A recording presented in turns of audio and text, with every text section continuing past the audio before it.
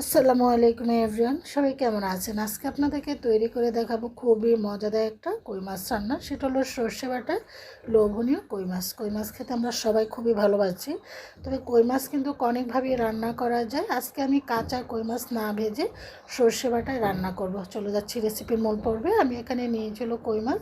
কই মাছগুলো যেহেতু এগুলো চাষের, এগুলোর মধ্যে লবণ হলুদ মাখিয়ে, হলুদ না, এখানে লেবু মাখিয়ে আমি কিছুক্ষণের জন্য রেখে দিয়েছিলাম। এদের মধ্যে থেকে এক্সট্রা যে গন্ধটা সেটা চলে যায়।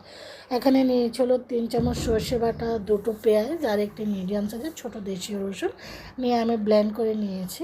সর্ষেটা কিছুক্ষণ ভেজে রেখে তারপর ব্লেন্ড করেছি, এতে করে খুব সুন্দর মিহি হয়ে যায়।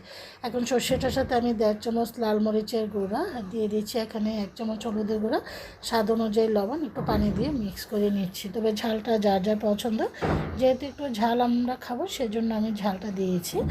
যেহেতু কাঁচামরিচ ইউজ করবো পরে, আপনার চাইলে সর্ষে বাটার সাথে কাঁচামরিচও ব্লেন্ড করে দিতে পারেন। প্রত্যেকটা জিনিস সর্ষে বাটা মিক্স করার পর চলে যাচ্ছি রান্নার মূল পর্বে।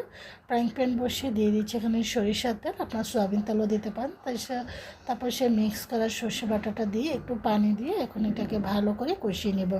এটা যত ভালো কষানো হবে এটার টেস্টটা কিন্তু ততই কিন্তু বেড়ে যাবে। ঢাকনা দিয়ে ঢেকে আমি এটাকে কষিয়ে নিয়েছি। ঢাকনাটা উঠিয়ে আপনাদেরকে দেখাচ্ছি, এটা কিন্তু তেলটা অলরেডি সর্ষে বাটার উপরে কিন্তু ভেসে উঠেছে, এই যে। আর খুব সুন্দর একটা গন্ধ বের হবে। এটার মধ্যে আপনারা কখনো ধনিয়া জিরার বাটা দিতে যাবেন না, যদি পছন্দ করেন দিতে পারেন, কারণ এক একজনের রান্না এক এক রকম। সেই ধুয়ে রাখা কই মাছগুলোকে এক এক করে আমি সর্ষে বাটার মধ্যে দিয়ে দিচ্ছি। আপনারা চাইলে এটাকে ভেজেও দিতে পারেন, তবে আজকে আমি কাঁচা অবস্থা রান্না করব। এটা চাইলে আপনারা পাতুরি আকারও খেতে পারেন, যার যেভাবে পছন্দ, কারণ এক একজনের চয়েস এক এক রকম। তা আমি আজকে এভাবে সর্ষে বাটার কই মাছটাকে কাঁচা অবস্থা রান্না করছি। খেতে কিন্তু দুর্দান্ত হয়েছিল। ঢাকনা দিয়ে ঢেকে চুলাটাকে মিডিয়াম টু লো ফ্লেমে রেখে আমি রান্না করছি, হাই ফ্লেমে দিব না, তা নাহলে যেহেতু এটার মধ্যে সরিষা পানি সেরকম নেই, এটা মাখো মাখো টাইপের, সেজন্য এটা পুড়ে যাওয়ার সম্ভাবনা হবে। সর্ষে পুড়ে গেলে এটা তেতো হয়ে যাবে, পুরো খাবারটাই কিন্তু নষ্ট হয়ে যাবে। আমি এক এক করে মাছগুলো সব আলতোভাবে উল্টিয়ে দিচ্ছি, যেহেতু এটা কাঁচা মাছ একটু সাবধানে উল্টিয়ে দিতে হবে। আপনারা এই সর্ষে বাটার সাথে অন্যান্য মাছও দিতে পারেন। মাছগুলোকে আমি সর্ষে বাটার সাথে অনেকক্ষণ পর্যন্ত একটু কষিয়ে নিয়ে তারপর এখন দিয়ে দিচ্ছিলো পানি।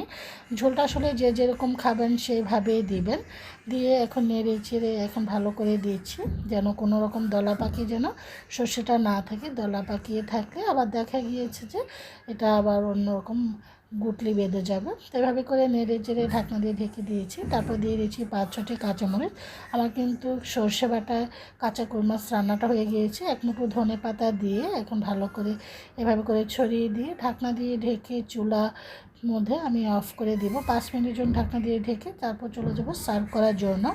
এই যে এখন একটা সার্ভিং বাটি নিয়েছি, এখন সার্ভ করে নিচ্ছি। সুস্বাদু এই সর্ষে বাটায় কই মাছটা এত মজা হয়েছিল, গরম গরম ভাতের সাথে খেতে কিন্তু দারুণ হয়েছে। যারা এভাবে খাননি একবার হলো খেয়ে দেখবেন। আমি গরম ভাতের সাথে সার্ভ করছি, আলহামদুলিল্লাহ অনেক মজা হয়েছে। আপনারাও ট্রাই করতে পারেন। গরমের মধ্যে কিন্তু লোভনে এরকম কই মাছ সর্ষে বাটা হলে দারুণ জমে যায়। আশা করি সবারই ভালো লাগবে আজকের লোভনীয় সর্ষে বাটাটা। সবাই ভালো থাকেন, সুস্থ থাকেন, আল্লাহ হাফিজ।